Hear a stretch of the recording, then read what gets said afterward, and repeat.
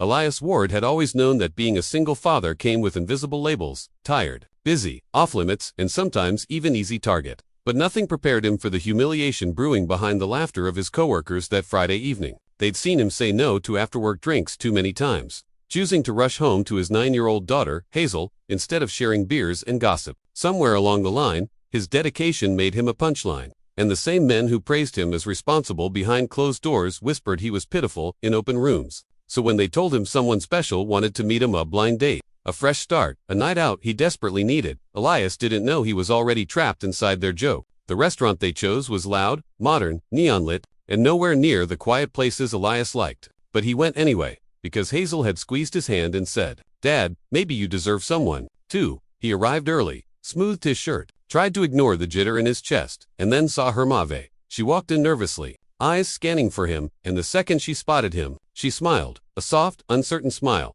the kind that carried both hope and fear. Maeve was large-bodied, dressed carefully in a pale pink dress she kept tugging at as if she already expected judgment. And that, Elias would later realize, was the most painful detail of all. She came expecting pain. Across the room, hidden badly behind a decorative column, his coworkers were already nudging each other, stifling laughs as if they'd orchestrated the grandest prank in history. Elias saw them. He saw the way they pointed toward Maeve. He saw the anticipation of his reaction, their hunger to watch him recoil, mock, or walk out. But all he saw in Maeve was a woman taking a brave step into a world that had probably hurt her 1,000 times before. She stood there unsure, clutching her purse strap like a lifeline, and he could practically feel her thinking she'd been stood up. He swallowed hard, not out of discomfort, but out of an overwhelming wave of anger at the cruelty around him. Elias stood and crossed the distance, watching her shoulders tense as though preparing for apology or rejection. "Maeve," he said warmly, and her eyes widened in surprise. "I'm Elias, and I'm really glad you're here." For a split second, she blinked rapidly, trying to gauge whether he meant it. She glanced at the tables around them, as though checking for hidden spectators, and then she whispered, "Are you sure you want to stay?" Elias understood everything behind that small, heartbreaking question. He gestured to the chair, ignoring the snickers behind him.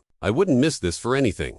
They sat, and the conversation stumbled at first, but soon began to flow. He learned she was a teacher who loved kids but had none of her own. She loved baking, but said she rarely shared her creations because people assumed she made them for herself. She laughed gently at her own jokes, always checking if he was laughing with her or simply being polite. Elias found himself leaning in, listening closely, really listening, not out of pity, but because she was genuinely interesting, warm, and thoughtful. She talked about books, about music, about how she spent summers volunteering at youth programs because she believed children with big feelings needed adults who didn't shrink away. Every so often she apologized for rambling, and every time he told her he liked hearing her speak, her lips trembled like she wasn't used to kindness. When the waiter arrived with menus, something shifted. His coworkers burst into loud, exaggerated whispers behind the column. "He's really doing it. Oh God, look at them. This is priceless."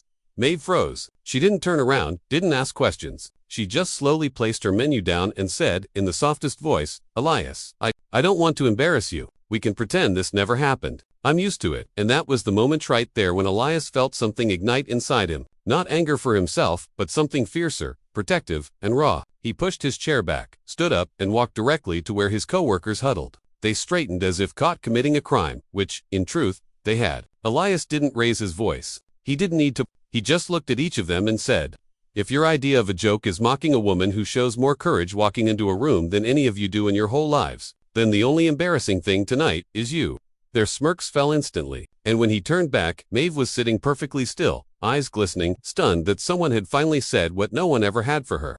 Maeve didn't know how to breathe for a moment as Elias returned to the table. She had witnessed men defend friends, reputations, their egos, but never her. Not once. She kept her hands folded in her lap, her fingers trembling, rehearsing ways to politely end the date so she wouldn't burden him with the fallout of his own kindness. But Elias just sat back down, as if nothing extraordinary had happened, and offered her a soft, grounding smile. "Where were we?" he asked gently. That simple question, delivered with no fuss, no pity, no heroic self-congratulation, undid something tightly wound inside her chest. She stared at him, trying to match this version of the world, a world where a man could choose her, defend her, return to her with the one she'd always known. "You didn't have to do that," she whispered. Elias shook his head lightly. "Yes, I did." She tried to protest, saying he had only made things harder for himself at work, but he shrugged. "My daughter's watching everything I do. Even when she's not here, I want her to grow up knowing people matter because of who they are, not how they look." That answer softened her completely. dissolving the wall she had carried for years. And something unexpected happened next. She talked. Really talked. She told him about growing up as the big girl, how every school year she'd hoped to be invisible but never succeeded because cruelty always noticed her first. She told him about choosing to become a teacher because she wanted to be the adult she needed when she was young. She told him how she dreaded dating apps because men treated her like a punchline, an experiment, or a charity project. Elias listened to every word without flinching, without glossing over the pain, without rushing her along. It was the kind of listening that made a person feel seen, not inspected. And when she apologized for oversharing, he simply said, "You can tell me anything. I mean that." Their food arrived, hers a simple pasta, his a grilled chicken dish, yet neither touched their plates for long stretches, because they were too engrossed in the delicate rhythm of discovering one another. Maeve found herself laughing, genuinely laughing, something she hadn't done on a date in years. Elias told stories about Hazel, her stubbornness, her kindness, her uncanny ability to find joy in small things. It warmed Maeve that he spoke of fatherhood not as a burden but as the best part of him. "She'd love you," Elias said suddenly, then blinked, realizing what he'd said. Maeve's heart fluttered, startled. "You think so?" He nodded, cheeks tinting faintly. "Yeah, you have the kind of warmth she gravitates toward. Kids, no good people. Better than adults do." Maeve didn't know what to do with the compliment, and for a moment she looked down at her lap, fighting the instinct to deflect. Elias noticed he seemed to notice everything and said quietly, "You don't have to shrink yourself for me, Maeve, not physically, not emotionally, not in any way." Her breath caught. No one had ever spoken to her like that. No one had ever even considered that she'd spent most of her life trying to take up less space in a world determined to erase her. "Elias," she murmured, but he reached out, gently grazing the back of her hand, asking for permission without words. She let him. She wanted to, but the night wasn't done testing them. His co-workers didn't return to their table, but Maeve caught glimpses of them leaving the restaurant, one by one, each wearing a look somewhere between shame and discomfort. And though they were gone, the bruise they'd tried to create lingered in the air. Maeve sighed, her confidence wavering. "I don't understand why they'd do that," she admitted. Elias exhaled slowly, "Because small men find power in hurting people who threaten nothing except their own emptiness." The conviction in his voice stunned her. Elias wasn't angry just because she was targeted. He was angry because this was part of a larger cruelty he refused to tolerate. "You deserve someone who sees you," he said, "someone who doesn't mistake kindness for weakness and size for worth." Maeve's throat tightened. "And you think that someone is you?" Elias didn't look away. "I think it could be. If you let it, I'd like to try." Her eyes filled instantly, not with sorrow but with a fierce, trembling hope. She had come expecting a joke, a lesson in humiliation she would quietly swallow like all the others. Instead, she found a man staring at her like she was something rare, someone worth choosing, worth defending, worth staying for. For the first time in years, Maeve allowed herself to believe it, just a little, and that tiny belief changed everything. When Elias walked Maeve out of the restaurant, the night air felt unusually gentle, as if the city itself had softened just enough to make room for something tender and new. Streetlights cast warm halos across the pavement, and Maeve hugged her shawl around her shoulders, trying to steady the swirl of emotions she'd been holding back for years. Elias walked beside her without rushing, without trying to fill the silence, giving her space to breathe in a way no one ever had. She stopped near her car, gripping her keys, and the words tumbled out of her before she could catch them. "I don't know how to do this." Elias turned to her, brows lifting slightly. "Do what?" And she hated how vulnerable she sounded when she answered, "Believe that tonight was real." For a moment, he simply looked at Horelli, looked as if trying to see the exact shape of the hurt she'd learned to carry, like second skin. "Maeve," he said, voice low and steady, "you don't owe me belief right away. You don't owe me anything. We can take this slow." She nodded, though her throat felt thick. "But why me?" The question came out raw, dragged straight from the place where other people's cruelty lived. She wasn't fishing for compliments, wasn't manipulating him for reassurance, genuinely didn't understand. Elias took a breath, stepped a little closer. "Because you're thoughtful," he said. "Because you listen. Because you speak like someone who understands pain and still chooses kindness. And that's rare. Because when you smile, it feels honest." She blinked rapidly, fighting tears. Compliments usually came laced with qualifiers she could hear no matter how softly they were delivered. For someone your size, despite how you look, you've got a nice personality, each one a disguised blade. But Elias's words didn't feel like daggers. They felt like bomb. "I'm not perfect," she whispered, bracing for the moment he would realize it and back away. Instead, he laughed softly. "Good. Perfect people are exhausting. Real people are better." A tiny smile broke across her face before she could stop it. She finally unlocked her car, but didn't get in right away. Instead, she leaned against the door, tracing patterns on the metal with her fingertips. "You know, I didn't want to come tonight," she confessed. "My friend pushed me to try one more time. I thought it would just be another painful memory." Elias nodded knowingly. "I wasn't planning on going either." My coworkers insisted, and I thought maybe it was time. She breathed slowly, absorbing that. Do you think they'll give you trouble because of what happened? His jaw tightened briefly, but then he shrugged. If they do, that says more about them than me. The calmness in his voice impressed her. Most people would avoid conflict, shrink from the idea of being mocked or alienated. But Elias had done the opposite. He had stood up for her publicly, boldly, without hesitation. You didn't even know me, she said softly, and you still defended me.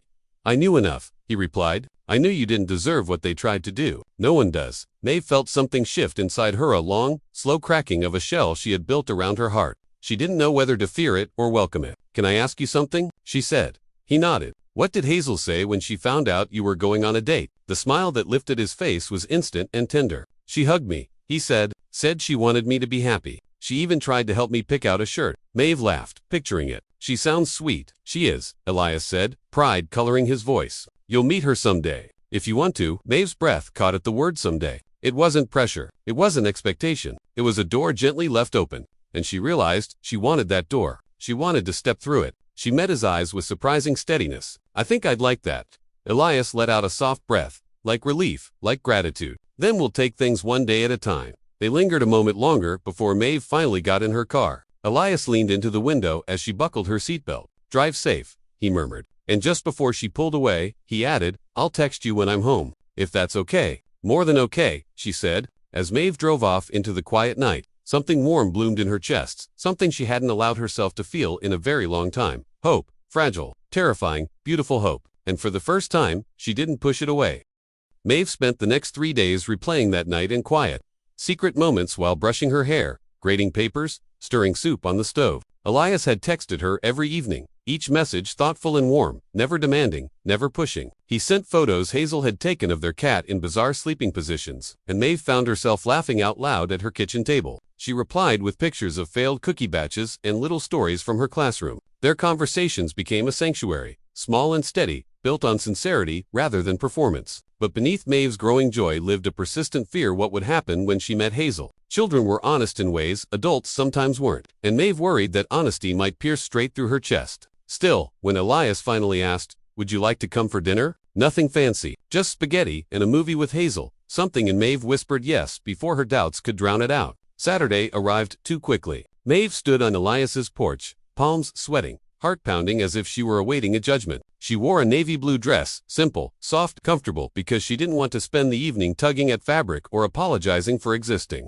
Elias opened the door with a smile that instantly eased her nerves. Hi, he said, stepping aside. You look really good. The hesitation in his voice wasn't uncertainty, was awe. As she walked inside, Maeve braced herself, but the little girl she feared would flinch or stare didn't either. Hazel stood in the living room holding a mixing spoon, smiling brightly. Hi, you must be Maeve. I helped make dinner. Dad said, you're really nice. Maeve's heart clenched. It's very nice to meet you, Hazel, she said softly. Are you excited for spaghetti? Hazel nodded with dramatic enthusiasm. And garlic bread? That was my idea. Elias gave Maeve a sheepish look. She insisted. Maeve laughed, tension easing from her shoulders. The house felt lived in, warm, filled with mismatched cushions and kids' drawings taped proudly on the walls. It felt like a home, not a stage she had to perform on. During dinner, Hazel talked animatedly about school projects and her love for drawing. Maeve listened attentively, occasionally offering gentle encouragement, and slowly Hazel's shyness dissolved until she was practically bouncing in her seat. Elias watched them with a quiet fondness. Maeve caught in glimpses a soft stare,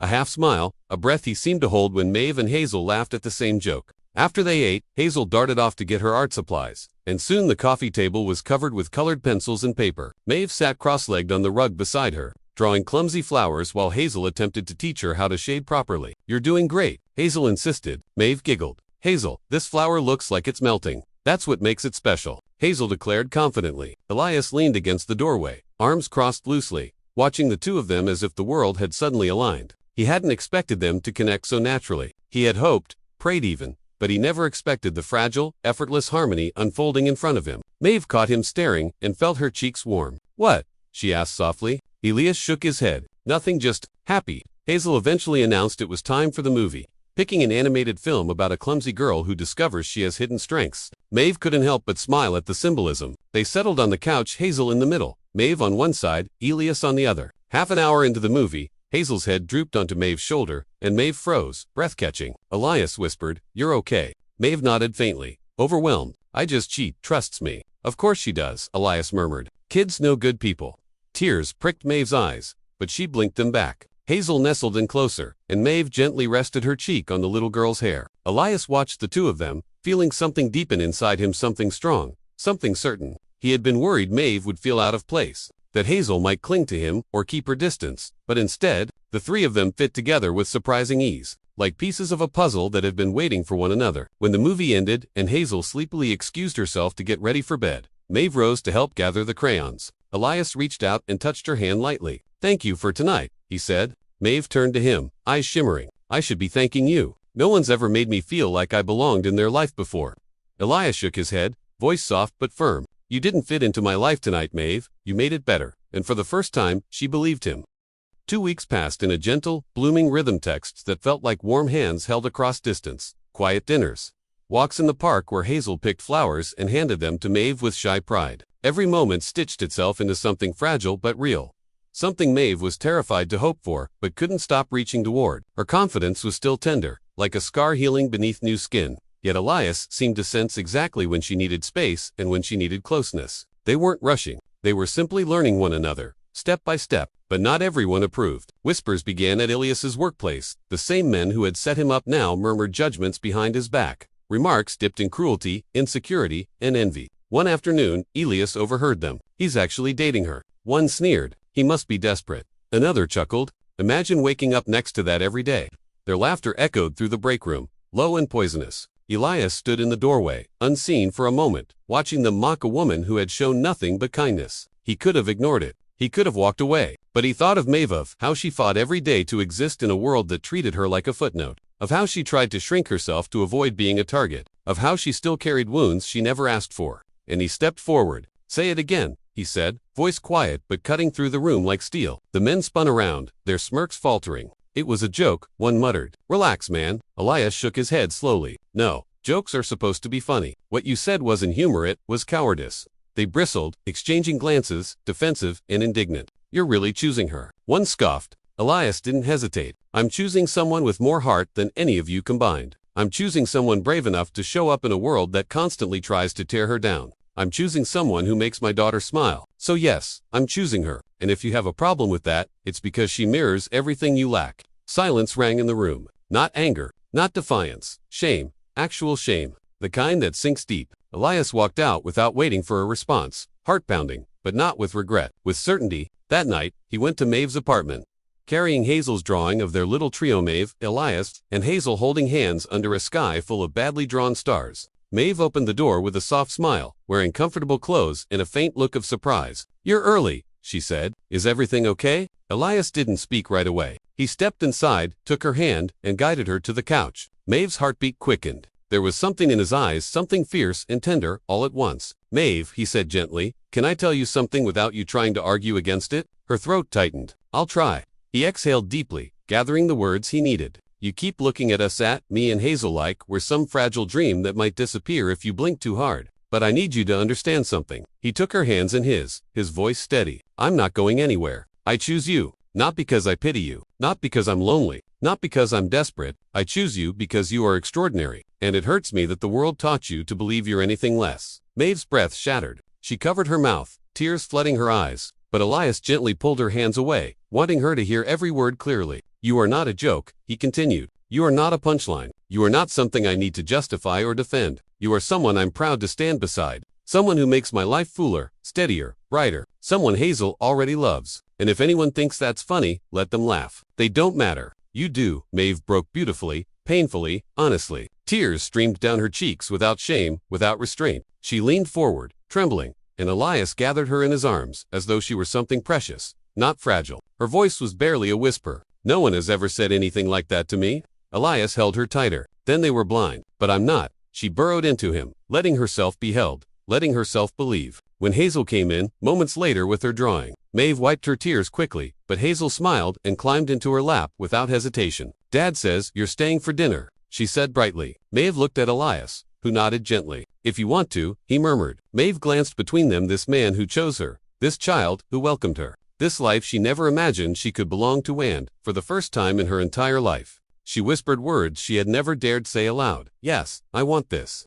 I want you, both of you. And Elias, eyes glistening, whispered back, "Good, because we want you to." The joke that was meant to break her had instead given her everything she never knew she deserved.